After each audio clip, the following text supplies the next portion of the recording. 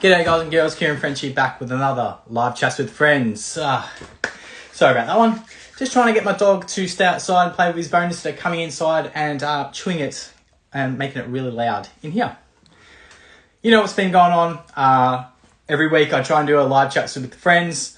This week is a little bit different. I've tried to work some people in with their time schedules. So this Monday till today, I have some pretty cool people on. I've been following them for a long time now, actually. And what really got me stuck was their logo. And when I started to read about what they did and how they integrated their logo into their four-wheel drive stuff, I was like, this is sick. Started watching more of their videos and more of their content they create from Instagram and YouTube and stuff. And I just really wanted to have a chat to them and see how they actually were and how they got started and how they keep motivated. So these chats that I try and do with chats with friends is trying to normalize mental health and the chats with friends that we don't normally do. It's pretty hard sometimes to try and, text someone that we haven't heard from in a while, or just trying to normalize just those chats that it is okay not to be okay. And then obviously we try and talk about some cool things about them, how they got into their niche, how they chose the cars that they currently drive. It's not always about four-wheel driving, but my content is sometimes always about four-wheel driving. I've got a couple of pretty cool people coming up in the future in the next couple of months. And it varies from four-wheel driving, content creating, mountain bike riding, because I do like that, just YouTube creating, whatever it could be. Today, I have Nick and Mark on, and they are from Sidetracked. If anyone doesn't know, they are a pretty cool team, nice, cool little duo they got going on there. And these guys, they do some awesome content. And I'm pretty sure they just launched their own Patreon page, which is pretty cool. I think you've got to a stage where more people want to get behind them. And I think if that's something that helps them along and pushes what they would like to do, hell yeah, all for it. Hopefully in the time they get to a position where they don't have to work full-time and that will be their full-time position job. So hopefully I can get them both on. And I'm going to ask them how they are, what's been happening with them, how they keep motivated, and all that fun stuff. This one's a little bit different. Mondays, yep, it's one of those days.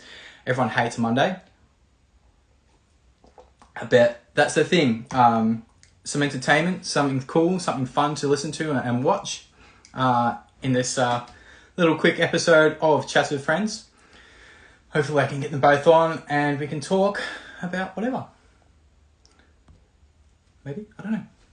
If they're both there, send a request and we'll get stuck into it.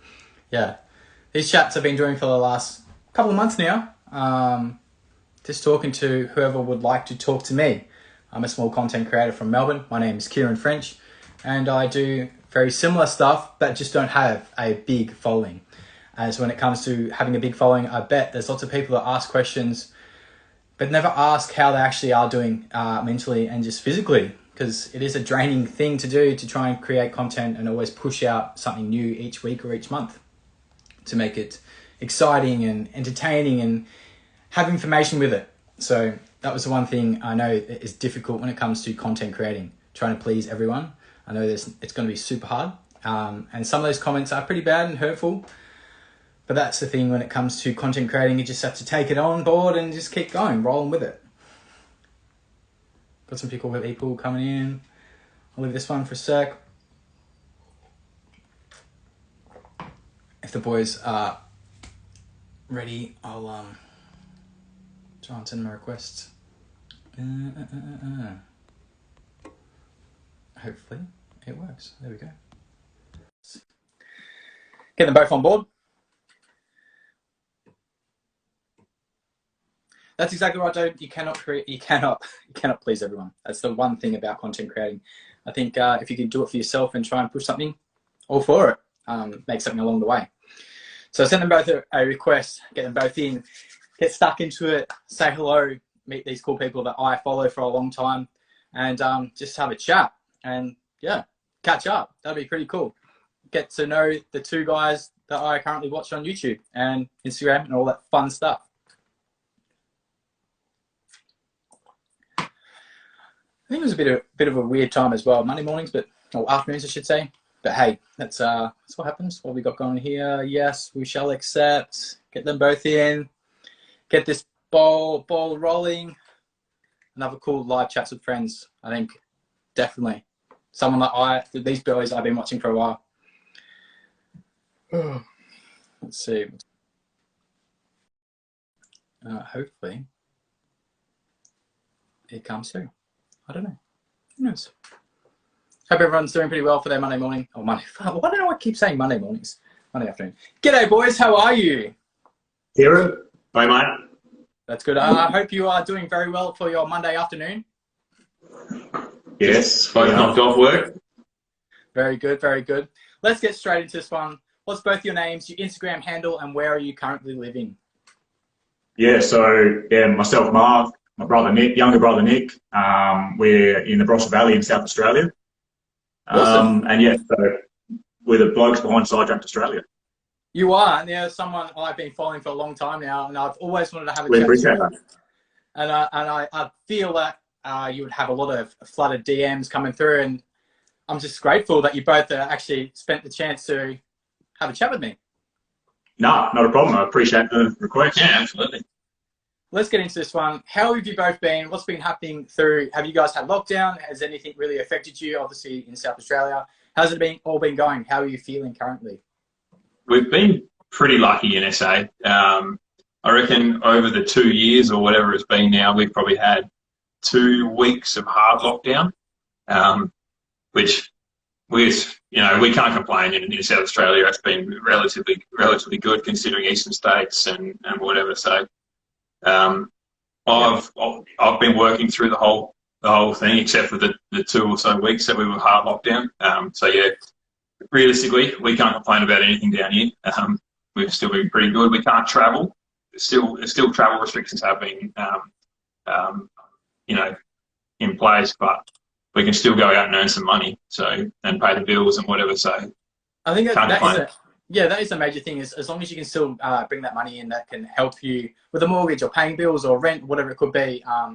And it keeps that mind ticking as well, because I know there's a lot of people that's been stuck indoors for a while, like myself, and it's hard. It's very hard. Yeah. Oh, if you got bills that need to be outgoing and you don't have income coming in, like there's a lot of people stressing out about that sort of stuff. A lot of people losing their jobs. It's been a bad time for a lot of people. Yeah, definitely. As you guys are brothers, what both keeps you motivated to, I guess, create content and continue forward driving? And another question after that one, but we'll answer that one first. I mean, at the moment, a big part of it for me is like getting behind the camera and trying to get better at videography, probably. Like I think we probably both really enjoy that side of it, and we want to make a better production every time. And, there's that much footage that we can, just because it's not up to our standards and stuff like that. We just want to probably get better gear and use it more so we can get better at it. And there's still a lot to learn. There is a catch-22 to that whole scenario. The way social media goes these days is more and more content, quick, snappy content, like TikTok, for instance, a whole new platform where creating pristine videography or pristine content isn't necessary. It's not. People don't care about it. Yeah, I do agree. Yeah, I do agree with you on that one, because it's almost like you put all this hard work in and it doesn't get unnoticed, but it's sort of like it's not what's happening. It's not what's trending at the moment. People want this short stuff. I think that's the thing with social media. With TikTok is a very big thing. Same thing. I was creating just small, silly videos, and they have big following. I have no idea why. It's nothing exciting. It's nothing really entertaining, and it's one of those platforms you can just quickly scroll and like, and if it hits the right mark, it gets a really good, I guess, rate of following. But yeah, when it comes to YouTube, you do have to get down in that nitty gritty to figure out how you want to create and have an end product that you both like. And then obviously the people that are following you that would actually enjoy as well. Well, that's sort of, we want to put something that we're proud of out there. Like for our trip videos and whatever, we like to have something that we can look back on and be like, that was a sweet memory, and it's put across really well. So, it's not just for the viewers sort of thing. We do it. Well, that's why we started doing it, is for ourselves and for our family and friends. It wasn't for you guys as such. Well, that's the thing.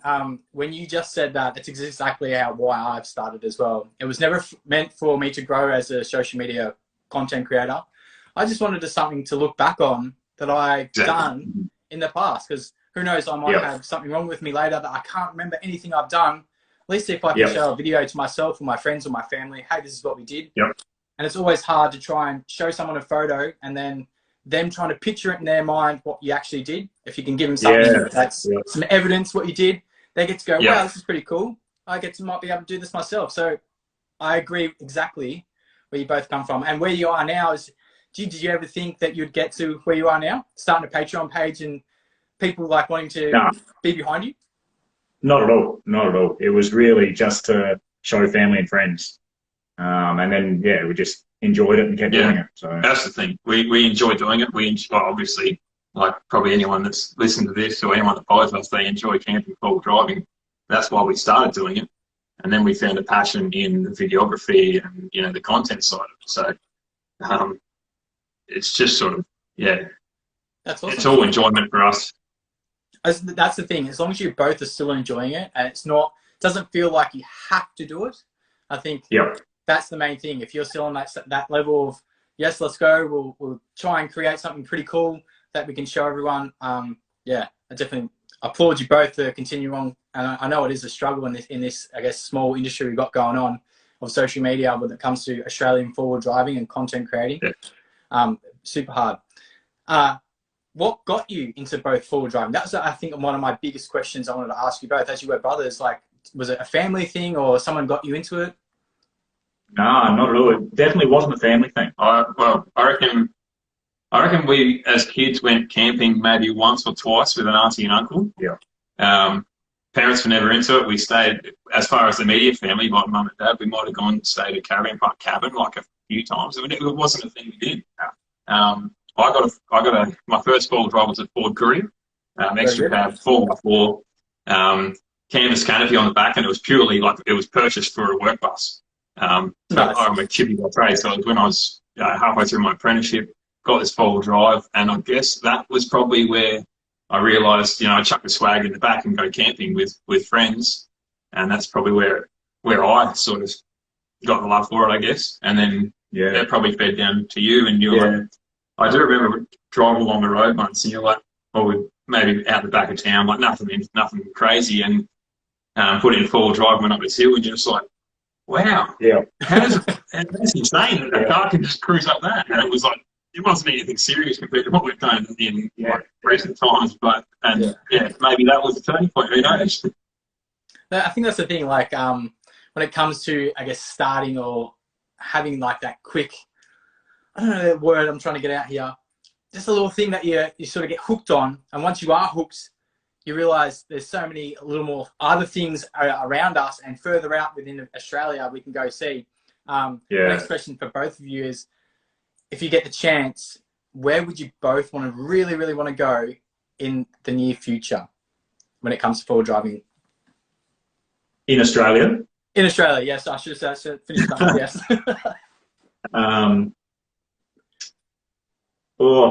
Forward driving. We really want to do like the Umbulgari track up in the Kimberley area. Yep. And also Carson River track, as people might know. Carson River, so some of those kind of long, remote. We love being remote. We really like and you don't have to necessarily go remote to get the feeling, but being remote or, you know, feeling like you're the only people in 2,000 Ks sort of thing, that's a pretty cool feeling. We did look at doing that track 2017. It's quite expensive to do back then, so I can't imagine what it would be like now. But that's exactly right. I think with saying that as well, the thing that really hooked me when it came to me watching you guys, I was always intrigued about your logo. And when I jumped onto your website, I actually had a read of what the logo meant. I was like, this is something different. So for me as a landscape architect, you really have to dive into creating something that is personal for both of you and can be a part of, I guess, what we do. If anyone isn't watching, do you guys want to explain the logo and why you chose the logo? Because I think it's awesome for how you guys created it. Yeah, no, we did put a lot of thought into it, and we were probably thinking for a couple of years, honestly. There's a scrapbook somewhere that we hope no one ever finds, because some of the drawings we had in that were awful. Yeah, awful. But yeah, we ended up with our logo that we have at the moment. Or initially it was just a slight deviation of it that we were stuck on for a while, but we couldn't quite perfect it. We just weren't like, oh, we're along the right. Yeah, right. we knew we were sort of getting there, yeah. But yeah, so essentially the logo at the moment, so you've got two black long kind of lines there. They represent kind of the main roads on a highway. Much like a map or a map book, your main roads are kind of the biggest, fattest lines. And then we have two roads that streak off in opposite directions that are kind of the side tracks on a map. And the dashes represent on a map, the smaller the dirt road, the smaller the dash. Like you might have a dirt road on most maps, like a long dash, and then dots for tracks. Yeah. So without making it too map-like or too crazy, and not kind of being like an existing logo as well. Like we didn't want to. There's a lot of map-related kind of stuff out there. So that's kind of where it's. And the colours. And the colours were kind of. We wanted something pretty like earthy. We kind of did want kind of like the like the Aboriginal flag. Like we love that flag. It means a lot to most Australians. We love the colours on it. We were thinking along those lines, but we just tweaked it slightly and just went with a blue representing kind of we're an island here in Australia, so the water surrounding us, and a fairly earthy orange as well, kind of like the red dirt that we're kind of known for as well. Yeah, I think the way you explain that and the way you have, I guess, created the logo definitely represents you both, and is something that you don't really see very often when it comes to, I guess, content creators trying to dive into something that can start them off and then obviously branch off of there, and you can actually explain why like the reasoning behind it. I think that's a really good thing. So that's sort of what got me hooked onto you guys. I was just like, man, what does this logo mean? And then I had a read. It did take a lot of refining. A lot of people probably still don't know. Yeah, which I kind of like that as well. So then when they do, they may be watching us for a while or whatever, and then they actually find out what the logo meant. Oh, that makes sense. Yeah. But like there was a few things with it that we just couldn't, and we had people asking us, when are you going to bring out like some clothing or some merch, so to speak? And we're like, well, we don't really want to bring something out with something that we're not happy with on it. Like the logo that we're not happy with, because it's going to be out there forever. Yeah. So we wanted to be certain that we were happy with it. And that took years for us to, we started off with tyre tracks going up a mountain with a tent and a campfire, and then we're like, it's getting too in depth. We want it simple and something that's meaningful. We went through all your typical, how it is now, like you're just flooded with tyre tracks. Tyres, mountains, flags, whatever it could be. It's the generic four-wheel drive stuff. That's right. No, awesome. Here's a really good one for you. Someone did ask me to ask you this. What is your favourite place you've been so far? As I know you guys are down in South Australia, and you do some pretty cool tracks out there that I would like to do, but obviously, if I can, I don't know. What's something you like doing? Somewhere you've loved? I love Tassie. And I hate saying it so much because... You hate promoting it. Yeah, I really hate promoting it. I don't want it to get too busy and whatever, but, there it is. Like, the tracks in Tassie, I swear we could probably move there for a year and still not drive every track. And just, I was explaining to someone the other day, it almost feels a bit like when you're watching Jurassic Park and like there's huge trees and ferns and everything, and you kind of feel like, it wouldn't surprise me if a T-Rex came around the corner in Tassie. Like, it's pristine too. Like Tassie would be mine. Not only just obviously really, really good four-wheel driving and like insane tracks, and you can get yourself into a lot of fun over there. But the landscapes are insane. Like you can just in awe of the 50 k's down, you're driving through rolling hills with gum trees, like huge gums, and then 50 k's down the road, you're driving on the beach. You're driving on 50 k's and you're driving in a rainforest. Like, you just can't get that anywhere that's in such a close, like in a small area. Like, it's insane. And we're pretty privileged. Sorry, you go. You would never think that for such a small place, there's such a diversity of different things. Absolutely, yeah. Because I know there's a couple of guys that are over there at the moment, and they did say to me I should have been there with them, but obviously work, I couldn't do it. But from, gum trees to sand to rainforest, like you both are saying, you don't want to, I guess, push it out there so more people go, but definitely a place to try and hit up. I would definitely suggest. Yeah, as long as we keep it pristine, like exactly it is pretty damn nice. So it's a huge problem with the four-wheel drive community. Well, not just four-wheel drive, but campers in general, trashing places. If we keep it pristine, there's no problem why we can't all enjoy it down there and promote it. Because, you know, Tasmania and all the small towns that thrive on people coming through there and buying stuff from butchers, supermarkets, all this sort of stuff. As long as we keep it pristine, everyone's happy. Yeah. Yeah, I think that is a big thing right now when it comes to the younger generation coming through. I'm not saying that it is those guys, but I know that sometimes it is. Trying to clean up after themselves. It's not that hard. You guys bring it, take it home with you. You want us or whoever to go to the same spot. You want them to come into a spot that's just as nice as you found it. That's right. I think with the community of four driving at the moment, you can see a lot of it on TikTok. It's all about doing skids and super modified cars and running a defect. I don't think that's the four-wheel drive scene what it was all about. It was all about adventuring and showcasing what we actually offer. I think that was the one thing I do see now, the young guys coming through. So if anything, it's definitely attracted the hoon scene. The hoon scene used to be the Commodores and and whatever. Hoon scene's completely flipped, and because the four-wheel drive scene's so huge at the moment, it's going to attract people that are doing their own thing. And unfortunately, that stuffs it for a lot of other people. Yeah, and it ties us who are actually doing the right thing and want to and actually enjoy the tracks and try and keep the tracks open. Ties us with the wrong end of the stick, I would say, when it comes to being involved with the police. And I understand that some people don't want that to happen, but it will always happen as long as you are somewhat civil towards them. They're not going to be absolutely. Yeah, exactly. Here's a good one for you. Your cars. How comes you both chose what you are currently driving? Let's see. You did say you had, what was it before? You had your first four-wheel drive? My first was a Ford Courier. Purely tire trailer? Hey mate, I four-wheel drive. I was stoked. So what chose you to choose the cars you currently drive then? Oh, currently? Yeah, currently. All right. Well, I think I'll go first because mine's pretty. I've had mine for 10+ years, and mine's pretty. Really, it's just a 4.2 Patrol GU. I've had it for ages. It's been incredibly reliable. So why'd you look at that? Why'd you give that?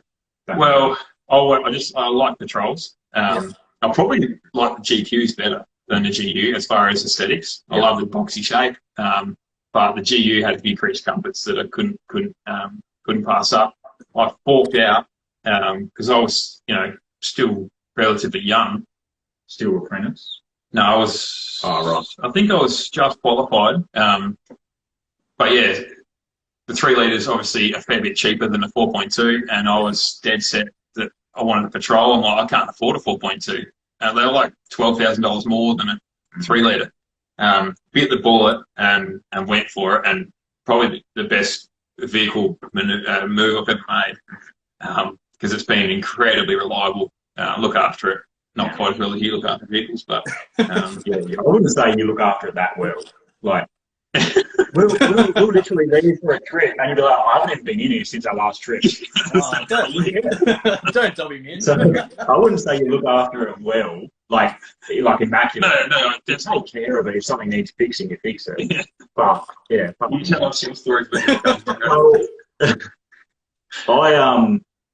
Well, initially I bought a Jeep, and that was my first, a Wrangler.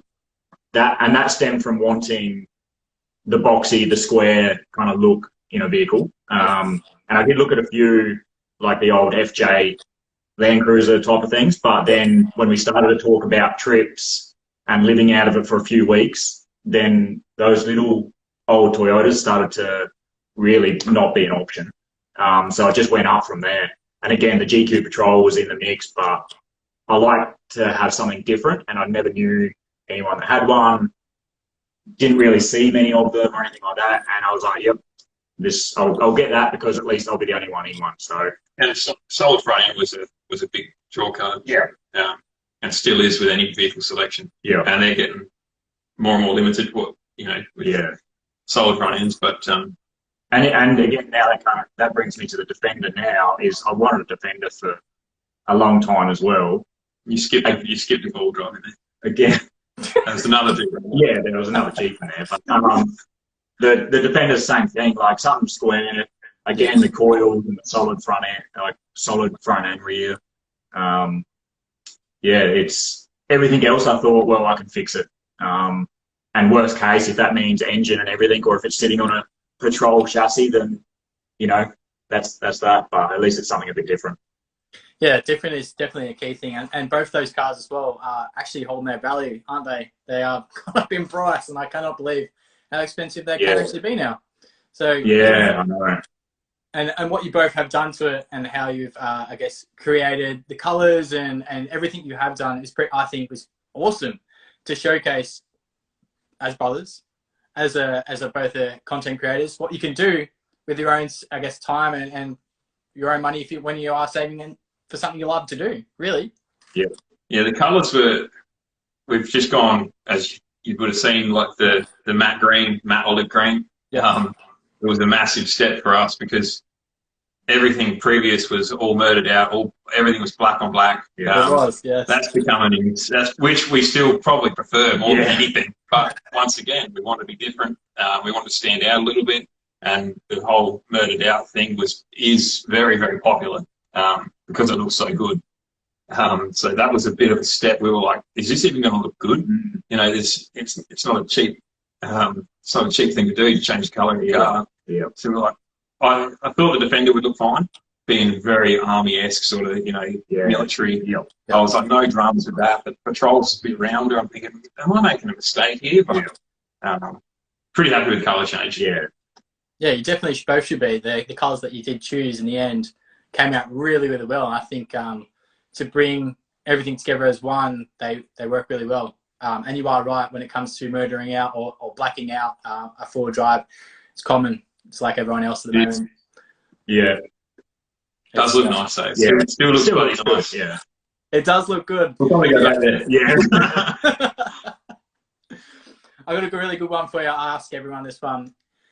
Other than four-wheel driving and content creating, is there something you can both do, like a talent that no one knows about? Do you both know how to cook? No, someone knows how to sing. Do you guys know how to play guitar? I don't know if you saw our hot dogs up in Cape York. Hot dogs. Ooh, that's a tough one. To be honest, with hobbies and whatever, we've both probably consolidated hobbies big time. Well, we've had to. We're not rich in any means, so we've both had motorbikes, both had dirt bikes, both had road bikes. We've since both got rid of them. It's money sitting around for us that we can put into something that we actually spend time doing.